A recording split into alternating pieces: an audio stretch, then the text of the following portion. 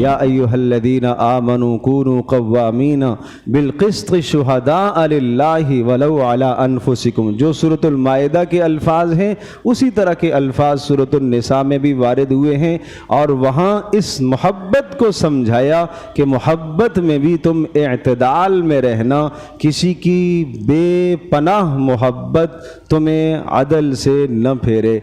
फरमाया अगर दुरुस्त बात आ जाए और वो तुम्हारे अपने खिलाफ हो तो अपनी मोहब्बत में आकर कि मैं अपने खिलाफ कैसे बात करूं, अपनी मोहब्बत में आकर अदल से इंसाफ की बात से न फिरना। और अपने माँ बाप की मोहब्बत में आकर माँ बाप के खिलाफ अगर कोई बात आ जाए तो उस बात कहने से मत फिरना, अदल से तुम्हें माँ बाप की मोहब्बत भी न रोके, क़राबतदारों की मोहब्बत भी तुम्हें अदल इंसाफ से न रोके। इसलिए कि अल्लाह का हुक्म है अदल की बात करने का, अल्लाह का हुक्म है इंसाफ की बात कहने का, अल्लाह का हुक्म है दुरुस्त बात करने का। तो जिस मालिक ने तुम्हें अदल का हुक्म दिया, इंसाफ का हुक्म दिया, अल्लाह तबारक ताला के वो बंदे हैं जिनकी हिमायत तुम कर रहे हो वो भी अल्लाह के बंदे, और जिनकी तुम मुखालफत कर रहे हो वो भी अल्लाह के बंदे हैं।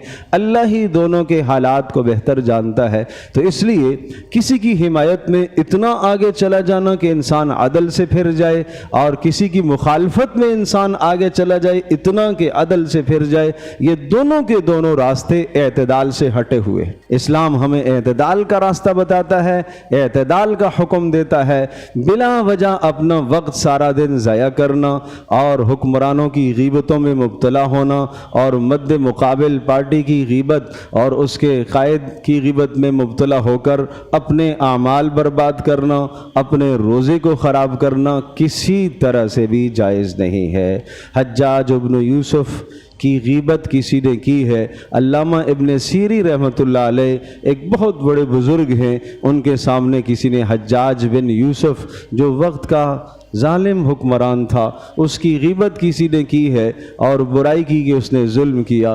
तो उन्होंने रोका, उन्होंने कहा हज्जाज ने जो जुल्म किया है लोगों पर, अल्लाह तबारक ताला तो हज्जाज से बदला लेगा, इसलिए कि अल्लाह अदल को पसंद करता है, इंसाफ को पसंद करता है। लेकिन तूने जो हज्जाज की गीबत करके हज्जाज पर जुल्म किया है, अल्लाह पाक तुझसे भी बदला लेगा और हज्जाज को अल्लाह बदला दिलवाएगा। तो मेरे अजीज दोस्तों और बुजुर्गों, क़यामत के दिन ऐसा न हो कि हमारे रोज़े, हमारी नेकियां, हमारे सारे के सारे नेक आमाल उनकी तरफ मुंतकिल हो जाएं जिनकी ग़ीबतें हमने की। दिन को भी इस मशगले में और रात को भी दोस्तों अहबाब जब बैठते हैं तो वहाँ पर भी मौजूद सुखन क्या होता है, यही सियासत पर तबसरे और यही जनाब हुक्मरानों पर तबसरे और ग़ीबतें करना।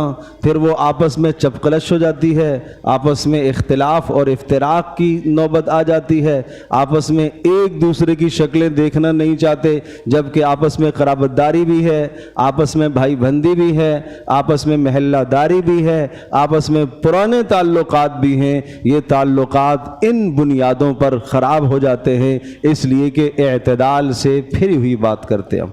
तो मैंने अर्ज़ किया कि इंसान को अदल से फेरने के लिए और अदल से हटाने के लिए दो असबाब होते हैं। किसी की बेपनाह मोहब्बत भी इंसान को अदल से फेरती है और किसी से बेपनाह नफ़रत भी इंसान को अदल से फेरती है। कुरान हमें ये उसूल समझाता है कि किसी की मोहब्बत में तुम इतने अंधे न हो जाओ कि तुम उसके खिलाफ कोई बात गवारा न करो, नहीं बात दुरुस्त कहो, चाहे अपने खिलाफ आ जाए, चाहे अपने माँ बाप के खिलाफ आ जाए, चाहे क़राबतदारों के खिलाफ आ जाए, हक बात कहो, दुरुस्त बात कहो, अदल की बात कहो। और इसी तरह से फरमाया तुम्हें किसी की नफ़रत भी अदल से न फेरे, ये जायज़ नहीं है तुम्हारे लिए। एअदिलु, अदल करो, इंसाफ की बात कहो, यही ज़्यादा तक़वे के करीब है। इन्नल्लाह खबीरुम बिमा तामलून, अल्लाह तुम्हारे आमाल से बाखबर है। दोनों आयतों में इस बात को दोहराया गया कि अल्लाह तबारक ताला तुम्हारे आमाल से खूब बाखबर है और तुम्हारे आमाल से वो आगाह है।